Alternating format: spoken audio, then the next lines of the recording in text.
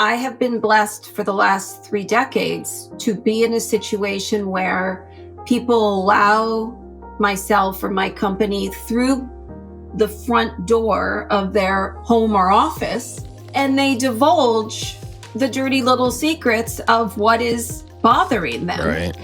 And often the fears around, is this the worst you've ever seen? Are you judging me? And the idea around transformation for us has been, you want to do X, your space isn't allowing you to do X. We'll make the space for what you want, and then you get to do it. Right. Why are we beating ourselves up over, I should have, I would have, I could have? How about you just get there and enjoy yourself? I'm Art Blanchford, and this is Life in Transition. Welcome back to the Life in Transition podcast. I'm really excited this episode to have my new friend with me, Sonya Weisshappel, who is the ultimate executor's assistant, the chaos whisperer, as owner of Seriatim. Sonya, I really enjoyed our pre-conversation. It was really lovely and wonderful, and I'm very excited to have you on Life in Transition podcast. Most welcome. I'm so appreciative that you have given this outlet to the world and that I can be included. So thank you. Yeah. So jumping right in, what would you consider, Sonya, to be one of the most impactful, important transitions that you've been through in your own life? Death of my father was a profound moment. And it started earlier in my life. I believe that I was protected as a 14-year-old when I watched my father pass, and I saw a vapor cloud come from his center and hover and leave. I think that was given to me as a gift to understand the fact that you can't take it with you and that our body is just a shell.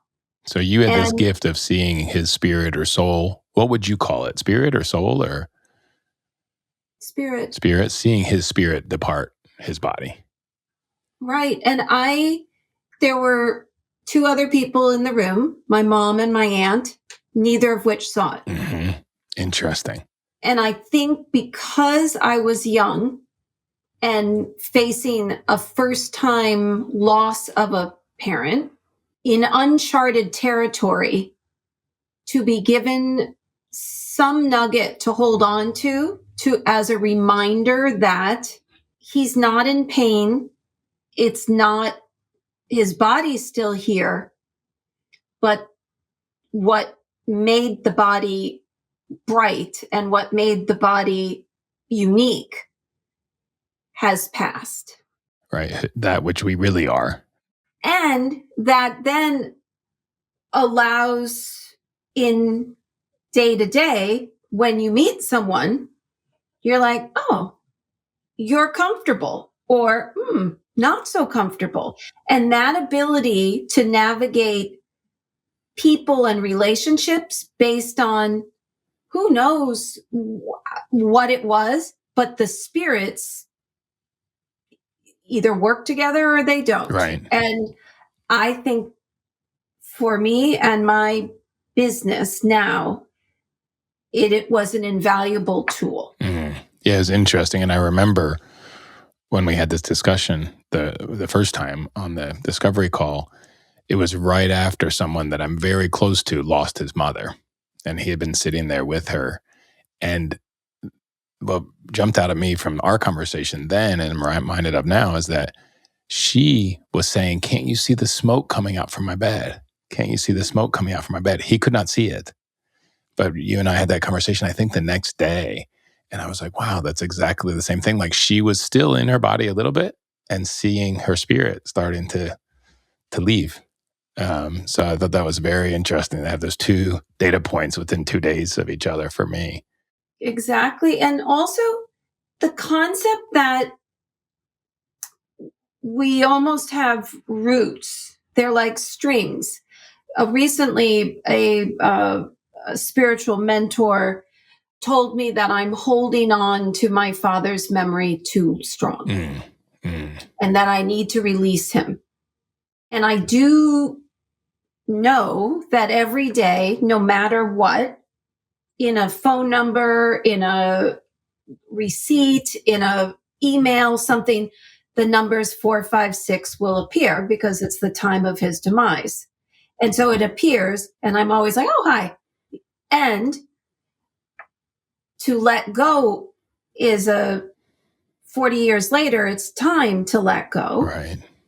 But for a spiritual person to say you're holding too much, I didn't actually realize that. And to be able to say, I'm okay.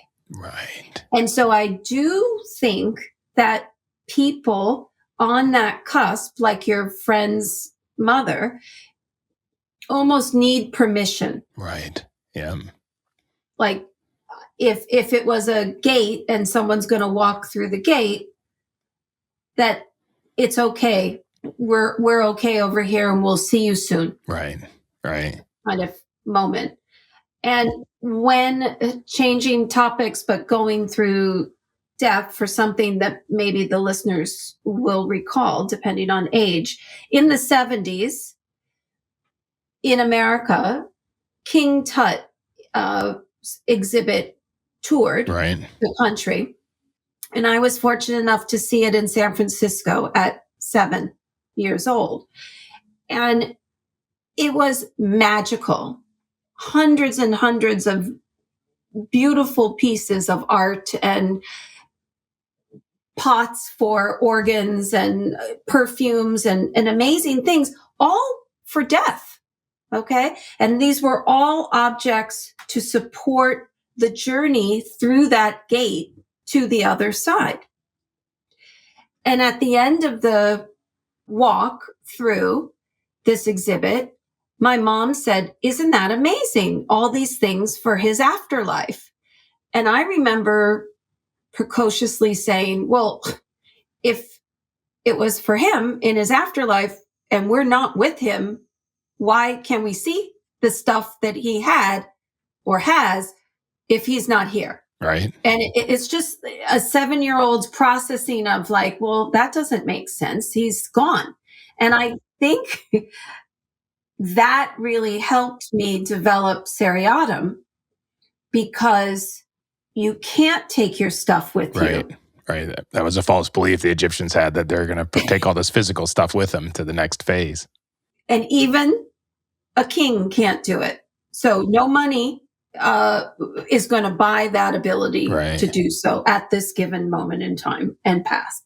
So what are you going to do in this life with your stuff, and how does it support you? Right. And that matching game of who you are, what you want to do, there's a mental part of that, and then there's a physical part. Right. And sometimes people spend a long time in coaching and therapy, and then they are out of integrity at their home or their business. Right. They sabotage themselves in other ways. Or they're very organized here, but they're sabotaging themselves mentally. But when the two are balanced and not out of alignment. Right. When they're aligned, yeah. The person is at ease, because you can float easily between mental and physical, and your environment gives you the gift of whatever you want to do to be able to do it.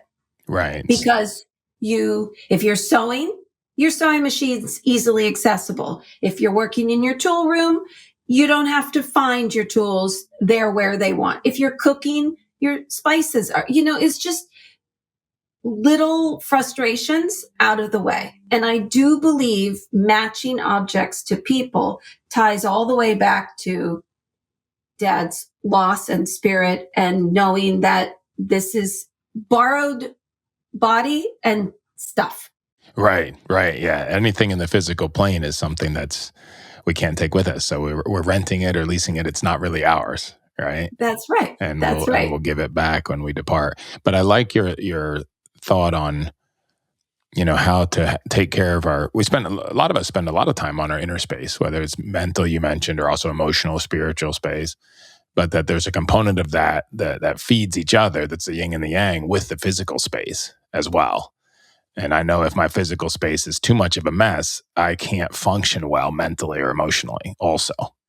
And that's because you're attuned to it. Right. When one is unaware, they think they're functioning, but they don't realize the resistance and the drag and the amount of energy spent that could have gone elsewhere. Right. It's just a misallocation of time based on priorities. Right. To force outcomes, productivity. I think about sometimes, like, one of the analogies I use for myself a lot is like trying to find a stone on the bottom of a creek when it's muddy water or clear water. Right. You can spend a ton of energy digging around, making the water more muddy. That's right. And especially if you're looking for a color, not a size or a shape, you really have no chance. But you can spend a lot of energy, and you can, that seemed maybe the right shape. Let me bring it up, dust it off. Or you could sit there, probably for less time, let the water clear, let your mind clear, and then simply pick it up without disturbing anything else. And I've spent a lot of my life with all the muddy water and forcing and bulldozing and so forth. And eventually it wears you out, as you said. It wears you out, and it's a gift to have transformed, to actually realize, as you have, that change is necessary. Right. And so I have been blessed for the last 3 decades to be in a situation where people allow myself or my company through the front door of their home or office, and they divulge the dirty little secrets of what is bothering them. Right.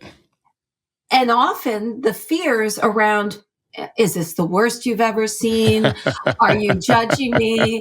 The shame that we have, yeah. All of that. And it's like, please, if for us, at least at Seriatim, and the idea around transformation for us has been, you want to do X, your space isn't allowing you to do X. We'll make the space for what you want, and then you get to do it. Right. Why are we beating ourselves up over, I should have, I would have, I could have? How about you just get there and enjoy yourself? So 2 things that come up for me right now about that. One is a small story for myself. When I was running a big business, corporate, and I had a coach, executive coach for that, I remember one of the things we coached about when I was trying to run this big business was about cleaning my garage. And it came up 3 or 4 times. I'm like, just sort of out of the blue. And she's finally like, do you need me to find a garage organizer for you to come help you organize your garage? And what was in the garage organization at the end of it? The things that my tools were all haphazard, and cleaning stuff was all haphazard. But mostly I was in a point of wanting to shift much more to, enjoying my life and adventure. And my adventure stuff was all haphazard. Like, I didn't have any bike racks or hooks or places to put my skis, and to get that organized, where now I have these 5 bikes hanging, and it's still not by any means perfect. I want a better workbench and stuff, but to get it, and to also realize that it doesn't have to be perfect, right? You can very simply take some big steps forward. I still haven't painted it. I went for a checkered board floor for a while, took that out, went back to epoxy, But it's interesting that that's a space that, was important for me to have right in order to run a $1 billion+ business well, was to have my garage straight. It's even less about the garage and more about, you have an outlet to be free. And if it's a mess, and then it doesn't feel like I can go play because, I should be working on the garage or whatever. But the second one I have a question about, because this I'm thinking about right now in my new business, where I'm more or less a solopreneur myself, and I have one assistant. Do you do cleanup on digital spaces as well? Oh, absolutely. Because I feel a lot of that I feel a lot of discord myself right now with respect to my business in my messy, I'm going to call it messy digital space. And I'm curious about that. in the organizing world, there are many things that can be organized, like a garage organizer, a closet organizer. For us, we divided it between clutter, which is just objects out of joint, and then paper, which is now files, digital and paper. So that's both digital and paper file. When you say files, that covers everything. Right, exactly. And then memorabilia. Mm-hmm. So, like what's behind you is more memorabilia, but digital space for personal and for business are two different needs. And for personal, it tends to be things that you need for reference, financial, and important documents. For business, there is no real framework for how to keep one's files. And therefore, it does turn haphazard. And not to mention, we've been living in a time where technology stacks have changed so radically. To even do that transformation, it's like going from the checkerboard floor to the epoxy floor, going from this piece of software to that piece of software is not I think about it and it's done. It's what are my pros and cons and what do I have to do to get ready to do that?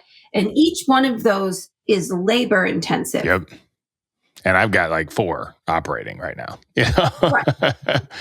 Plus websites and, Kajabi and, And what I have found and why we started Chaos Whisperer is because you're not in crisis, but you have an opportunity to transform what is not suiting you into what could support you by having the awareness. And the very, very first step is, what are the pieces of technology? Just list them all.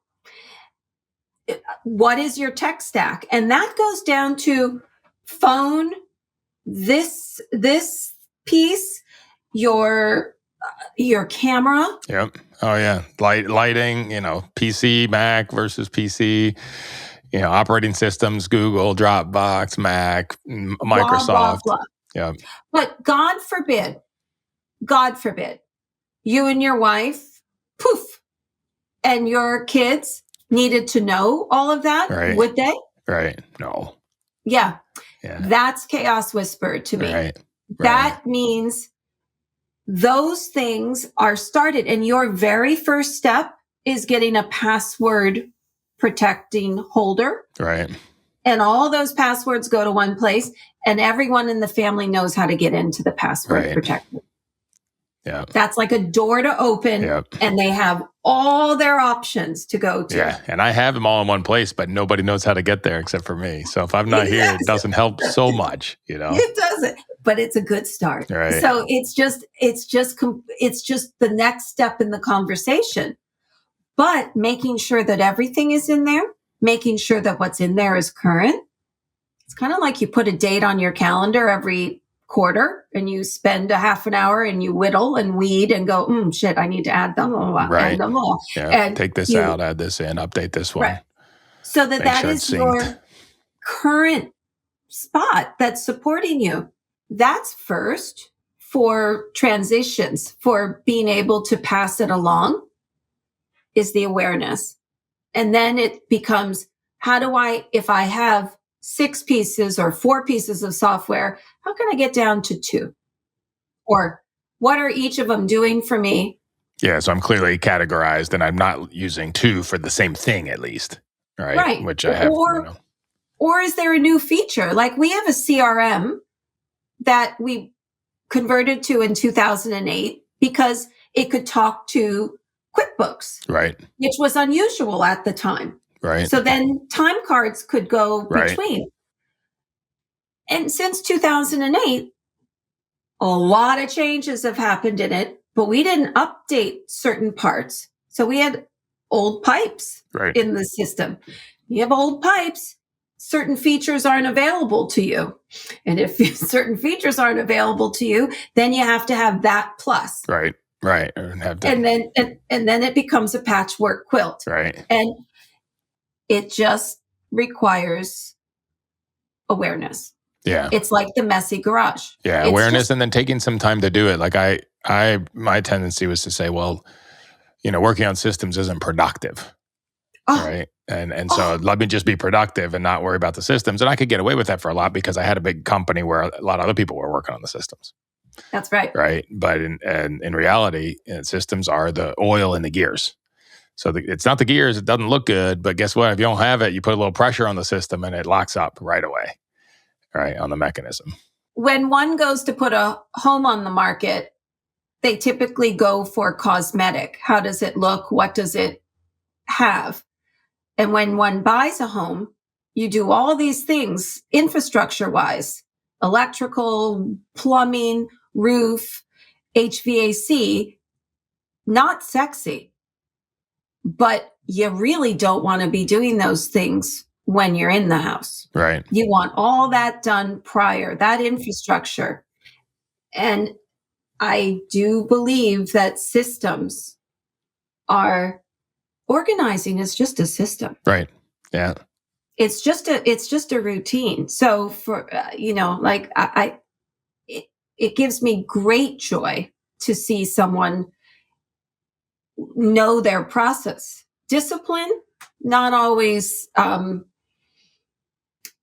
the consistent viewing of a process. We just watched a movie called, I think it was Jiro, of this Japanese sushi chef in his late 80s in Japan, whose routine you could set a clock to. Every day, did this, and ran the only 3-star sushi restaurant in Michelin star in Japan. Wow.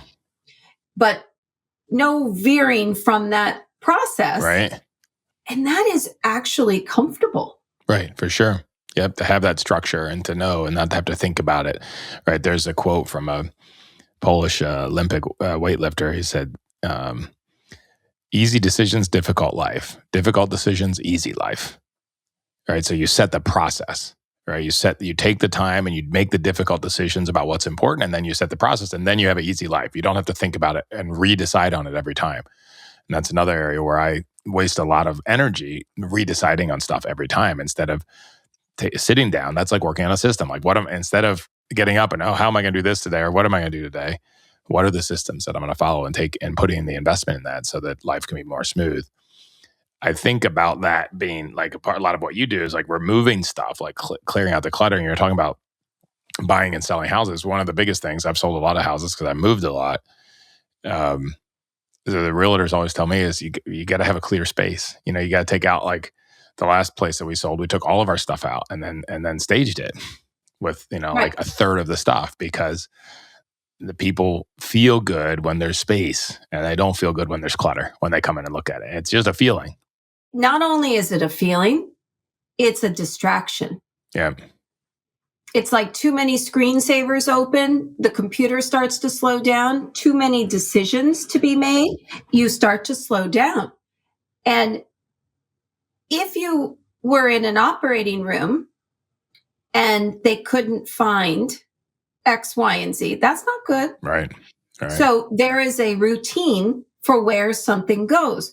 Why should it be different for where your keys are or where your passwords are or where your bike is? It shouldn't be any different. Right. It's like, I go here and I hang up my coat, just like in kindergarten. Your peg is this one. Yeah. And if you can't put it there, then you're told, put it there, or someone enables you and does it every time. In lean manufacturing, I ran big manufacturing companies. We talk about 5S, the Japanese words for basically meaning everything has a place and everything's in its place, right? And it's really I don't remember what the 5S's were. They're Japanese words, but 5S is a way of making sure that everything, is where it belongs. And I think about like when I had 3 kids at home driving, so he has 6 cars on a little driveway. The first thing I did was put up a key rack right by that door. That's right. When you come in, no matter what you're doing, the keys go on the rack. So if somebody has to shuffle cars, we can do that. And that was like the biggest sin is if you left your keys in your pocket and took them up to your room, then someone has to come wake you up, chase you down to move your car. Right. And as long as it's there, it works fine. In the same way when I have a vacation home in New Mexico and I have a bunch of friends there, key rack right next to the garage. When you come here and there's 4 or 5 cars, everybody's keys go on the rack. And then, it makes it simple and organic, right? By having a system. This episode of the Life in Transition podcast is brought to you by MidLife Transition Mastery. If you have reached midlife and you are successful, you have checked all the boxes, you've done everything you thought you should do, and especially pleasing everybody else, doing what you think everyone else needs you to do, but you still feel like something's missing, like you're coming up empty, feeling alone, feeling misguided or lost. MidLife Transition Mastery Explorer community is for you. Here we will build authentic community. We will learn about the 8 steps to mastering midlife transition, and we will learn and execute living life with no regrets in our second half. Please check out the community on lifeintransition.online/MLTM, Midlife Transition Mastery. And I look forward to seeing you around the fire in this community. Being aware every day of the frustrations and the things that hit your life that make you like not happy, like having to find the keys when you're running late to your appointment and having to get out of the car and run upstairs and rummage through someone's sleeping body pockets, whatever, yeah. Find their jeans that they wore yesterday in the pile on the floor and get their keys out of it so that you can run downstairs to get to your appointment. You are frustrated. And if you can acknowledge the frustrations in anyone in your life and make a little Post-it note of it, and at the end of the week, look at them and figure out how they're connected, if they're connected, and what one step can you do to defrustrate that for yourself. Right. What's a little system you can put in place to make sure that you don't have that frustration going forward? I had all my spices alphabetized. My mother has her spices by seeds and non-seeds. Mm-hmm. Okay, that works. And seeds, non-seeds, and then baking, seeds, non-seeds, and then hot sauces, so then and now with where we are, I can't line them all up and have them alphabetized. So now I have it like that. Right. And it's actually, there's only a handful of choices in each of those categories. So where it goes, as long as it goes into that kind of quadrant, we're good. Right. But not having paper when you need to make a list in the kitchen because someone walked away with the pad of paper, not good. Right. No, it's really important. I'm curious, like you started with this, the biggest transition was seeing your dad's spirit depart and how that together with King Tut made you realize 2 things, the impermanence of the physical, as well as that we can't take it with you, right? That when you're done, you're done. Looking back on your life now, how did that impact your life? How did that realization change who you are today? Maybe another way of asking that is if you hadn't had that transition, where do you think your life would be now? And therefore, how has it informed your life that you have today? I think that it informed my life today specifically because I know that you can't take it with you. So everything is borrowed and rented and a choice. So whether we have it in our life or not is a choice. So someone gives you an ugly something. You can keep the ugly something after thank you, or you could donate the ugly something. Right. And like, it's yours. Why do you have to hold on to something you don't need? So it's a choice to keeping things around you. And it wasn't until, I was 23 when I started my company. So it really, it was the post-college, everyone's getting a job moment when friends would say, I'm having trouble setting up my apartment, my first apartment, or I'm having trouble with my paperwork, or I'm having trouble. And I started to help people because we could have a conversation and be together, and I could just Sure. Yeah. whip it together. And it was easy for me. Then I realized that is not easy for everyone. And, and then it became, well, why is it not easy for people? And I just think they didn't practice. They didn't know to do it. Right. And so creating a company would have never been something I would have done had I not taken on the ownership of wanting my friends and family to be comfortable within their space. Right. When my grandmother's mobility changed and she can't get up on a ladder, certain things from up high had to move lower, and then certain things at the lower level maybe didn't need to be there anymore because she can't lift them or something. Or if they're going to be lifted, they could be lifted by someone else and therefore not be in this space. It's choices. It's choices around what the end goal is. So I find that people don't know what their end goals are. Mm-hmm. And maybe it doesn't need to be the end all be all end goal. Like, what do you want to have done before you die kind of thing? Not everyone wants that conversation. I love that conversation, but not everyone wants that conversation. However, what do you want to do this year? What do you want to do this week is sometimes hard for people. What do you want to do to have joy? Sometimes people don't even know how to get there. But every one of those conversations has an activity associated with it. Paperwork wise, you have to buy a ticket.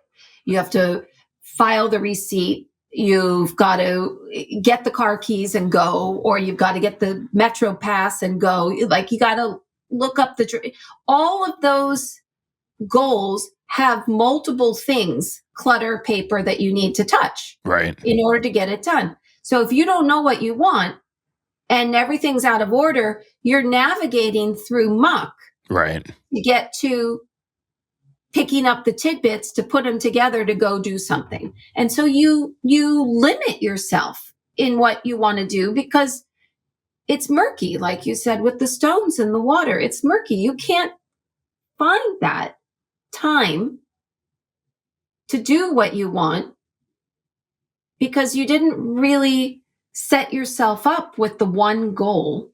And then this clutter around us keeps us stuck or in the muddy water. So it's not easy to see where we want to go and what we want to do.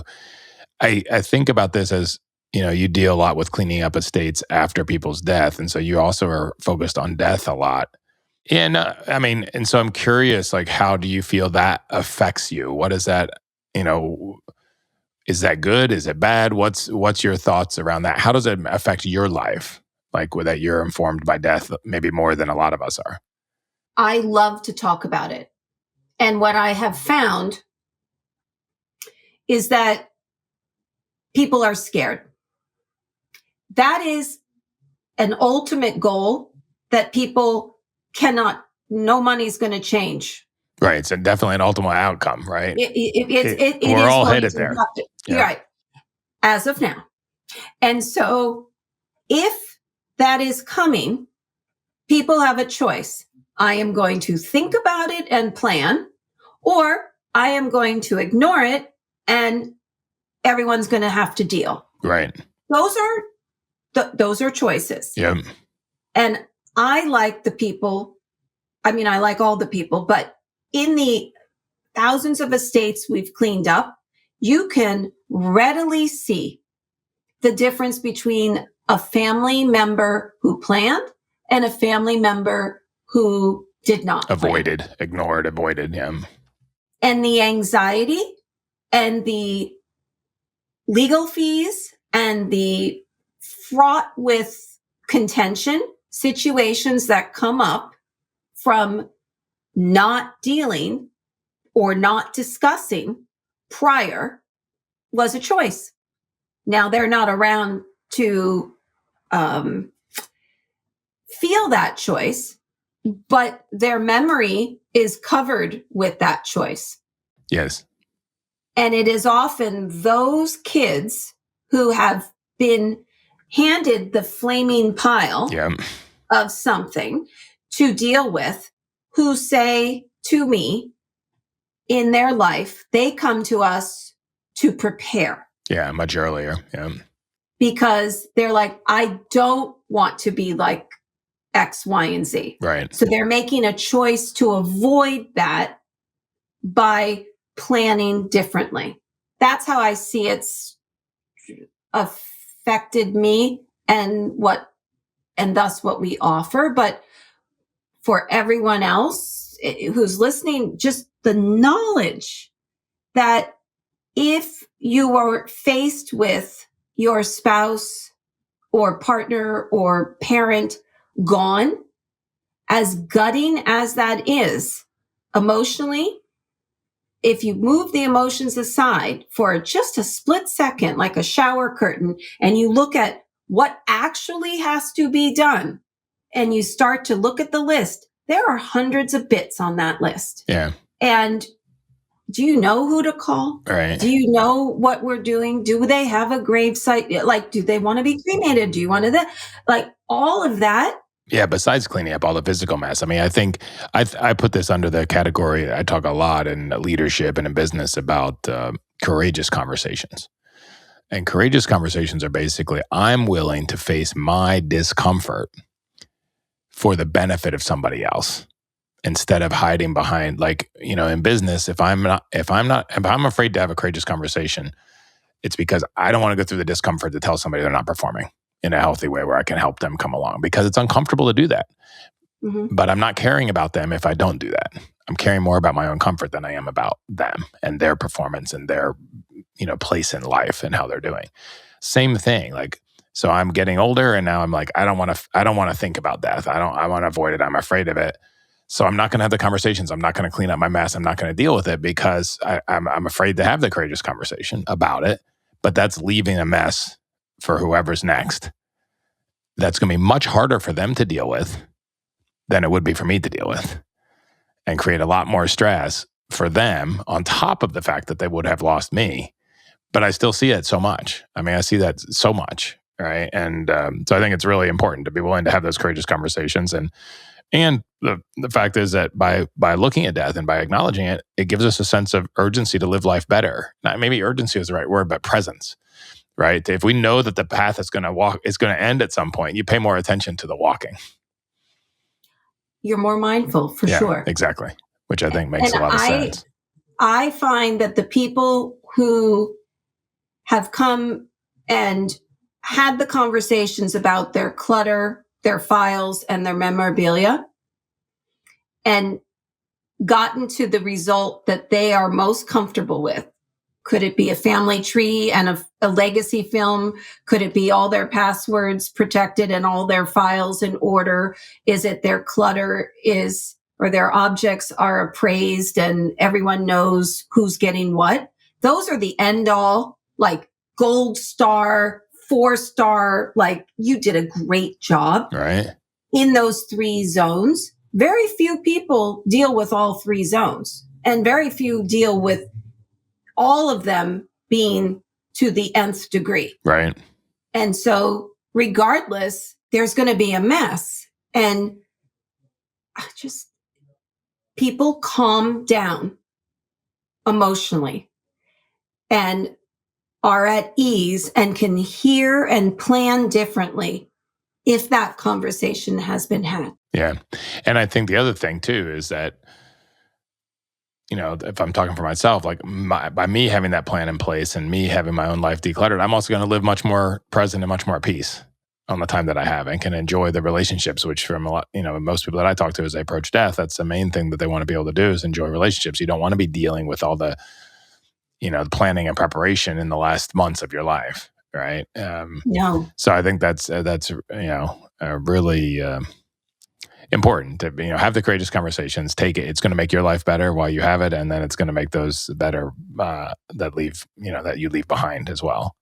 One of my best friends, childhood friends, her father was very much a father figure to me as well, growing up in San Francisco. And about 2 weeks ago, she called and put him on the phone with me. And he didn't make any sense. But I got a chance to say goodbye. And then he passed. And we had so many of those conversations, but then they found themselves in that moment where they're gutted and they have to perform. And it is not a good mix. Right. And then it's so much more difficult if you don't have a plan. It's muddy. Right. So much more difficult. No, that's really important. I'm curious, from all that you've seen now and the path that you've walked down, Sonya, what would you tell your younger self if you went back to the 14-year-old or even the 7-year-old of seeing King Tut? Like, what wisdom would you want to impart on your younger self about life, about transitions, about death? Have more fun. Mm-hmm. What would that have looked like for you? Or what would that look like now? I work. Work is my addiction, I think. And so we have a program for that, Sonya. I'm in it. It's called Workaholics Anonymous. You're most welcome. I'll send you the contact information. Exactly. I appreciate that and may take you up on that. But but I'm working towards a mission and have more fun. It cannot be at the end of the mission. I was raised with you eat your vegetables and then you get your dessert kind of mentality. And so there's I need to do this and then I can have that. Right. I would tell my younger self, you can still have a bite of that dessert, both are possible. Right. And even maybe you have the dessert first sometimes. Yeah. My favorite. Yes. So that level of knowledge is something that it's a fine line because I watched my daughter in college and I want to say best years of your life, go and have a great time. And yet you need to study too. So there's got to be that. Yeah, but life is meant to be lived the whole time in that way of, very short, like we, in the West, we tend to look at it as like this huge fractal, like work really hard for 40 years and then have fun until you die 3 years later. We don't think it's going to be 3 years, but that's what happens. And it's much better to say, hey, yeah, work and play and experience and enjoy, so I think that's beautiful. Like my therapist told me a lot. He said, Art, you're in problem solving mode all the time. When are you ever living life? Consciously catch yourself and say, am I in experiencing mode or problem solving mode? And go to the experiencing mode. Like 70% of your time, be in experiencing mode, not 99% of the time in problem solving. I'd be driving on a beautiful day, like great weather in Tennessee right now, springtime. I have an old convertible. I'd be driving with the top down on a beautiful spring day and thinking about who should I be calling or what should I be doing? I shouldn't be wasting this time in the car. And hello, why do I have a convertible? So I can feel the sun and the wind on my, face. And, that's the whole reason I have it. And if I'm not experiencing it, that's a fun that I'm totally wasting. And, to live and to work in a sustainable way and then never retire either. Because we always want to be adding, we always want to be contributing, right? We always want to be making a difference, but do it in a balanced way where there's also always want to be having fun and don't have fun only on the weekends when you're in college and then not again until you're 65, right? That doesn't make any sense. So that's a beautiful gift to yourself. And what I've done as a first step for it, because it's not as easy as like, oh, I'm going to have fun, because that doesn't translate into my problem solving head. Right.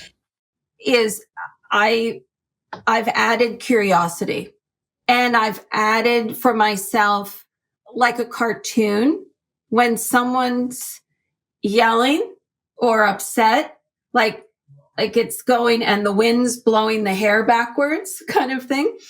When that uncomfortable something is happening, I go still in my mind and I think, what do they really need? Am I part of the problem or part of the solution? Like, how are we going to get through this? And that level of not owning it, even though it's not mine, is part of my journey towards fun. Absolutely. No, I love both of those. I mean, curiosity is, where playfulness starts. It's where learning starts. It's where decisions and directions start, right? If you don't know what else, just lean into some curiosity, right? And then the second one, I think I sum that up as, it's not about me, right? No. If someone's spitting in my face with the spit 'em as they're yelling and screaming at me and my hair's blowing back, it's not about me. And that's why I love your question. Like, what can I really do to support them? And that takes the focus off, oh man, I did something wrong. And no, they have some trigger, and how can I support them? And I just happen to be the one standing in front of them when they have the trigger, Yay! But that's, I didn't have that realization until I was probably pushing 50. I think I'm in the late 40s, 50s, and it changed my business. How did it change your business? The quality of character that we attract from, it starts with our lead sources. Mm-hmm. So we lost a lot of lead sources that I felt did not serve that better vibration, so to speak. Mm-hmm. And thus their referrals always seem to end with the spittle and the problems and the murkiness. And you're just like, what is this?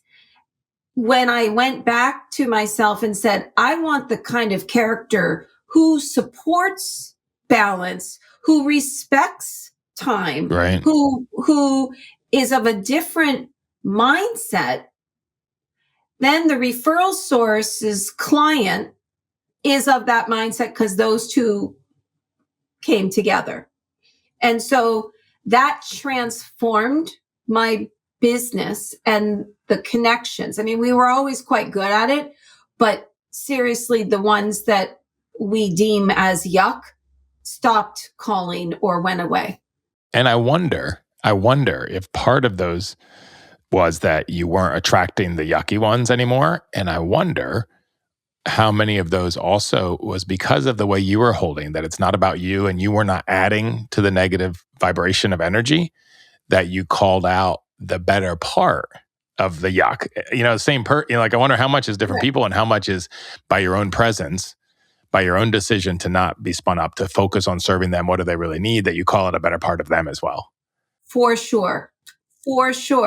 Because you learn to hear certain tidbits of knowledge around their objects and what they value in their objects. To me, a towel on a floor in the middle of the bathroom is not a kindergarten put it on the hook moment.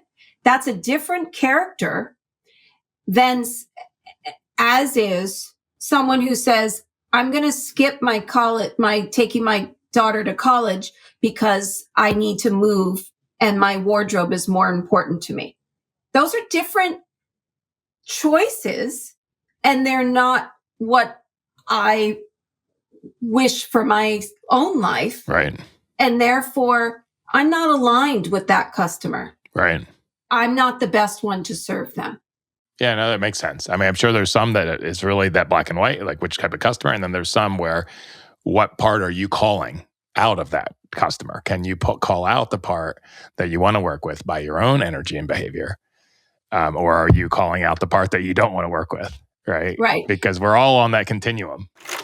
This episode of the Life in Transition podcast is brought to you by Transition Mastery Coaching. If you have made it to midlife and you're successful and you are going through transitions in your life, in your business, in your career, or in your organization, and you are looking to master those transitions, to make the most of them, to accelerate into the next phase of your organization or your life. If you're facing challenges in your business, challenges in your relationship, challenges in your health, and you really want to transition those quickly, I'm here to guide you for that. And I look forward to working with you. And you can sign up for either Pinnacle Transition Coaching or Summit.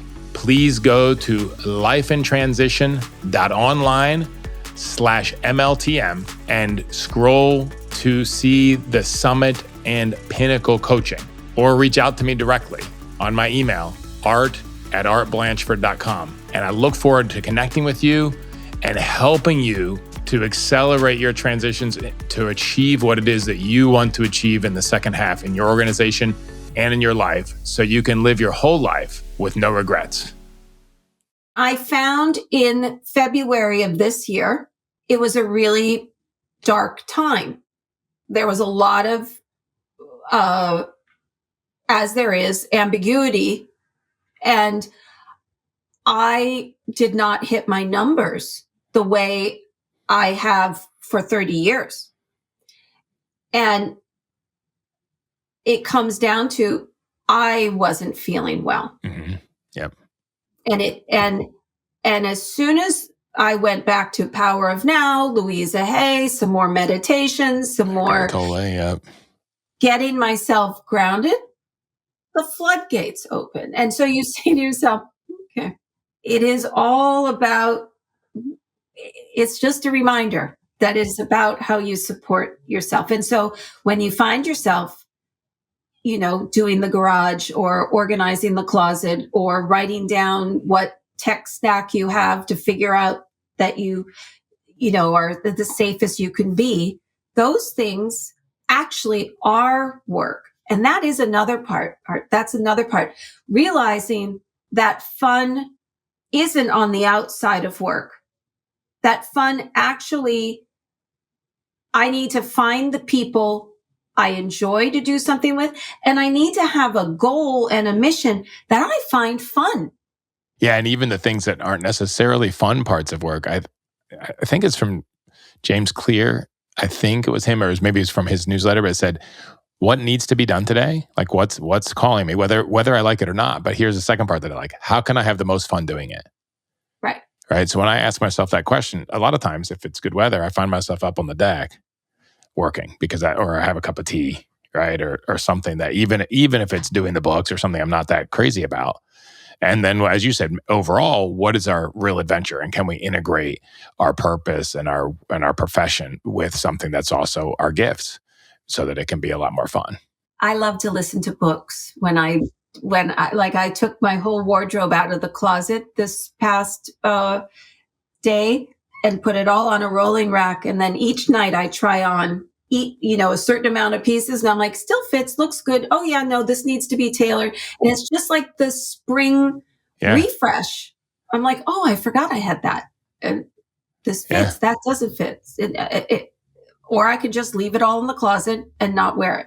Right. But it gets heavy. I mean, that Marie Kondo, right? Does it still bring me joy? Right. I remember when I did that the first time years ago in my closet, I had a suit that I had bought. It was my first expensive suit for me. It was like $800, 25 years ago. And it never fit right. And I felt embarrassed and ashamed about it. I paid this money and had it fit, and it still didn't, I wasn't clear enough with the tailor to make sure it fit right. But I still had this thing, even though I never wore it. The guilt. 20 years later. And so I went through the Marie Kondo, just simple. Does this thing bring me joy? No. Laid it over here. And I had this huge pile of stuff, including 3 really nice suits in the stack. And the lady that was cleaning my house, she said, what are you doing with all this clothes laying over here? I said, I'm going to give it away. And she said, well, these suits would fit my dad perfectly. And he's a pastor and we don't have a lot of money. Could I take them? Absolutely. So I had 3 suits sitting in my closet, one of them for 15 or 20 years that, were not doing anybody any good. And there's somebody that could be really using them and have a lot of good. And they were just, every time I saw them, it was that little tiny thing, but it cumulatively, it takes up a lot of space, right? Taking a lot of space in my psyche and my emotions of all this little bit of guilt and heaviness and so forth around. And so it's really, having a lot of stuff that's not currently bringing us joy is not a way to be, for sure. That's a beautiful story and a great reminder to your audience of, if you have it, share it. Yeah. Let the energy keep moving. Let things be, don't be the blockage in the river, right? In the flow of energy, right? You don't have to protect it. That's right. And I think that there is guilt around, oh God, I spent money, I did that. That is a very common conversation. I have that with things I've done for the business. I have guilt over, oh, I shouldn't have done that. Oh, that was such a waste. But really, the next 3 things that I did, I wouldn't have known to do that had I not done that. And you wouldn't have known that suit doesn't fit well, or how to buy the next suit. Yeah, exactly. Yeah. So that wasn't a loss. Yeah. It's just you don't need to hold on to that. Well, and sunk cost stuff is sunk cost, right? Things you've already spent, things you already have. It doesn't like sunk cost. It's really difficult for us, but sunk cost, this is something that really hit me when I got my MBA. Sunk cost is nothing you should ever make a decision on. It's already spent, right? Even if you've already bought the tickets to go to a concert, that's money's already spent. The only question is, now is my life better right now as I'm going to leave for the concert? Is it better by going to the concert, or is it better by taking some rest? You can't, I spent $150 on the tickets, therefore I should go. Well, that's already spent. And quite frankly, you could probably sell them in today's world. You could probably sell them for $150 as well in 5 minutes. Right. But it's just, that's something that to not consider. And that's, to keep things moving, to keep things clear, is really important. It is a vibration, and it is a spirit of object. So, Toy Story is a visualization of the toys and who's chosen and who's not. And it's like the suit. It's like not chosen every time you come to the closet. And it's so let somebody have it that's going to choose it and use it, and let the world keep moving. No, that's makes sense completely. What tool, and this could be, I'm thinking about your professional experience or in your personal life, like if you were to give one piece of advice to our audience that they can do right now, like they can hit pause on this podcast and do right now, on something simple, something anybody can do right now towards managing transition, whether it's end of life or whether it's, the recognition and the transitions that you had when you were younger, what would that tool be? What would you give that anybody could take if they're going through transition in the space that we've talked about? What's the one tool you would give them, Sonya? I'd say inventory. Say a little bit more about that, because that's a word that can mean a lot of different things to a lot of different people. There's layers of inventory. I think first and foremost is the ability to sit and observe what surrounds you. So that's an inventory unto itself. What do I have in my world? So sitting in whatever, like if I'm sitting in my office or I'm sitting in my kitchen or my bedroom, just to sort of notice with fresh eyes, like the stacks of books I have over there or the stacks of papers I have over there. Just observe. And you're not writing anything down at this point. You're just noticing. Okay. And I like to close my eyes and see if I can feel things being more full. If I was blind, what would my room feel like? And certain rooms feel very heavy on one side because you've got lots of things in them, and others feel very light because there's big windows and nothing. So if you just, what would it feel like? And just to do that in each of your spaces would be the first piece. And then you can layer into is there anything else can I release things in here that others can have? So first is when you say take inventory, it's not about writing a list of every piece of paper and book that you have, but it's just to have a felt sense. Yes. With eyes closed, eyes open, both, about how does this room feel, right? Like I'm looking in my office right now and that corner feels really heavy. There's a lot of books and a lot of binders and stuff stacked over there. And so maybe what you do write down, and your listeners write down, is, I have some projects in here. I have to deal with the books. I have to deal with the memorabilia. And you just make yourself a list, room by room, and that's all you do the next time. Right. And then you take that list and you start to say, how many, is that a day? Right. Or is that a week? Or like how many time? And then you got to go to your calendar and say, okay. Or you have to say, do I need help? Right. Ultimately, my real wish would be everyone knows what they own and what it's worth and how to get to it. That to me is the ultimate executor moment because. And why they have it, right? Is it of function or is it of joy or is it of memorabilia, of memory? Right. And is there something, like this was from my dad. It's a little plexiglass thing and you turn it over and it's and it was for him making his sales calls. And no one would know that was actually a memento to me. And so, but they know it because I've told them. Right. So if they were cleaning out my office, it was like, well, I don't care about that. That was her father's and mom's, or someone else may say, I want that because it was right. her If your daughter or whatever would say, hey, I'd like to have that because it reminds me of grandpa. Yeah, exactly. So it's just taking stock and always with the eye of, if I wasn't here, because a lot of people say, if I'm not here, in secret, they say, please make sure that shelf and that stuff goes away and no one else sees it. So there's a shoebox, there's a safe, there's a something. They tell you that goes or disappears. Yeah, I don't want the family to see that. I lost an aunt recently and her kids are like, I didn't want to see this. Right? I didn't want to know about this thing that is in the letterbox. Mm-hmm. Yeah. But she didn't deal with it. And so I guess she wanted them to know about it. Maybe she did. And I'm not saying it's either one's right or wrong, but it's just interesting to. Yeah. To find out post-mortem that your parent was gay. Yeah. Because you find love letters, all of that, right, is a little shocking if you can't talk to them anymore about it. Yeah. Yeah. And so just knowing what objects and what choices you made and whether or not you can share or not share, you're going to share one way or the other. I had a friend who found out that his parents weren't married for, I don't know, the first 15 or 20 years of his life when his mother died. Never knew.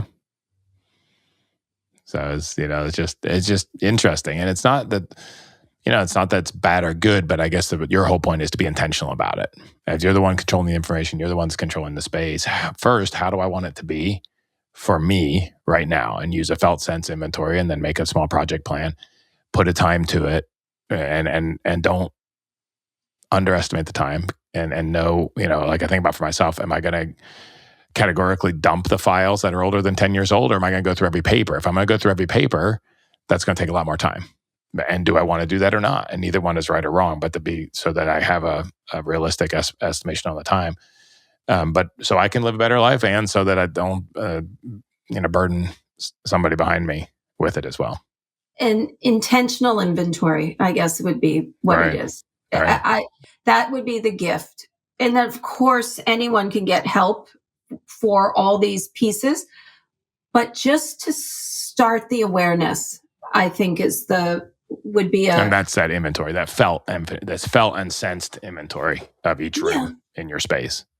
And a constant ask of oneself, what do I want? And because what you want, if you want to learn the hula and you want to cook, but you don't have a way to do either, you're going to have to find a way. Yeah, you need to make some space in your life for that, right? And you need to have the tools. Put a date on the calendar or find a teacher or and to have the tools that are enjoyable. I mean, I think about how much I like cooking and how much better it is to have tools, appliances that work well for cooking, right? And I have, sort of like the place in New Mexico has a fantastic kitchen. I mean, unbelievable. All Thermador appliances and great knives and, And then I was cooking this salmon that I love to do when I was at a retreat in the Smokies, which is a nice house. I was leading this men's retreat or helping facilitate. But the oven's like I tried to broil the salmon to make an edge on it, and it was impossible because it didn't get hot enough. It's like, it was just, whatever, not $50, but $250 stoves or whatever. It's very different, right? To not have the right tools to do the thing. So if I was living there, I would change those things out like that, right? And next time you'll know not to want to do, you'll fix something else that doesn't need it. Yeah, so pick something. Yeah, I won't cook that, or I'll make sure I have a gourmet kitchen, or at least a decent kitchen for a house that sleeps 20 people, Yes, But yeah, it's important. So what do we want so that we can surround ourselves with the things that bring us joy and let the things move on that don't, right? That are blocking us. No, that's really beautiful. And I see a lot of actions for myself here. Last question, Sonya, where can people connect with you? You've mentioned your business is Seriatim, and where is the right place for people to connect with you if they want to find out more about your work or questions about your own focus on death and how that affects your life or whatever it is? Yay, come running towards that conversation. But seriatim.net is our website. So that's SERIATIM.net, seriatim.net. Great. We'll put that in the show notes. There's a lot of information there, and there's a phone number. And most of the time, people just call and sit and give us a scenario. And that's really the most important thing. These kind of life changes are not an email. They're not a text. This is a multi-layered digging to get therapy and vision boarding and cleaning and cleansing and letting go and grabbing hold. And and it's often not a straight line. For sure. I was complaining earlier today that in order to add something to my current website, I now have to switch platforms because it doesn't allow. It's at the capacity of what type you can do on your current website. So it's not it's like an intention, but now it's a project. That's right. And one has to allocate time for that. And is that one that's worth doing right now or not? And I have the same questions a lot, with my business as well. So, but it's what do you want? What's important right now, right? And I guess the thing underlying that too is to have a more fluid, more enjoyable life. It does take systems. It's better with clear water. And therefore it's worthwhile to make these investments, and then could also be enjoyable, quite frankly. Like I'm looking over that stack of stuff, and it's a big stack of stuff, but it's also, I think, would be fun to go through and say, okay, what books resonate with me now? Which ones should I let go and let someone else read? Or do I just want to put them up as decoration in a sense, right? As memorabilia. Exactly. But to get it cleaned up, and we're going to be moving in, a couple of years probably. So good to start now. Right. Very good to start now. Very important to start. This house now. We've been in 10 years, longest we've been in any home. Normally we moved about every year and a half or 2 years for the rest of our whole life, not just our married life. And I think we're completely unpacked in this house, but that was our first house ever. Like we moved boxes, sometimes 3 or 4 mover stickers on them, cross continents even, that we never looked in. Yeah. And clearly then we're holding on a lot of crap that we don't need, and it's weighing us down in ways we don't even understand, right? Yeah. You're not alone. Yeah, no, I'm sure. I think about this. I don't know if I've ever said this on a podcast before, but I've been driving back and forth across the country a lot recently. And there's 2 industries that are ubiquitous. And most people can't guess what they are, but it's marijuana or CBD and self-storage. They're in every state, rural, urban, whatever. So we have so much crap that we have to store it, and it gives us anxiety that we have it. So we have to smoke dope in order to lower the anxiety for all the crap that we have in our lives. Or we eat. Yes, exactly. So I've just noticed that when I'm driving, it doesn't matter if it's completely rural Arkansas or downtown Oklahoma City or New Mexico, Texas. It's like everywhere I go, there's signs for CBD or weed and self-storage units everywhere, and brand new ones, So and fast food, yes. But the self-storage is often a lack of making a decision. Yeah, lack of clarity about, do I want this or don't I want this? Let me just pile, or somebody died, I'm just going to pile all their stuff in a bin. Right? Unless you're in transition and I'm looking for a bigger house where these things can fit. Right. Yeah. Yeah. So I'll use them again in 6 months, or I'm going to, but just to leave it there, just to park it there, you're wasting money and holding bad energy in a sense as well. Right. Yeah. But it's someone else's gold mine when you unclaim that storage unit. And, so one person's trauma is another person's joy. So it's just, but storage units, people need to run the mathematical equation. If I'm going to pay $200 a month for 12 months, that equals a dollar amount. And that dollar amount should be less than what the value is in the locker. And the value to me for what's in the locker, not just the value, right? That's right. The emotional and then the tangible. It could be all memorabilia and then it's invaluable to anyone else, but you need it. Yeah. Well, beautiful conversation. Very maybe different than what I expected and all over the place, but very, very interesting. I think very useful, and something we don't think about a lot is how our stuff clogs our energy and clogs our space and damages our relationships if we don't take, post-mortem. If we don't take care of it, it really damages our relationships and puts a lot of burden on those that we love. So we can have a better life now and a better life for those that we love by taking care of it now. It's a gift. Yeah, give that gift. It's a gift. It's a transformational gift. So thank you. Thank you, Sonya. Thank you for being with us. I really appreciate it. More soon. Absolutely. I can't wait to hear what action you are taking. Connect with me on LinkedIn or our website, lifeintransition.online, and let me know. Let a friend know too. It could be a huge encouragement to them and keep you on the track. Thank you so much for joining me today. Make sure you subscribe wherever you listen to podcasts, and it would mean a lot to me if you left a review and shared this episode with a friend. If you want to learn more about me and what I do when I'm not podcasting, please visit me at artblanchford.com. Thank you for listening. Together, let's make the most of life in transition.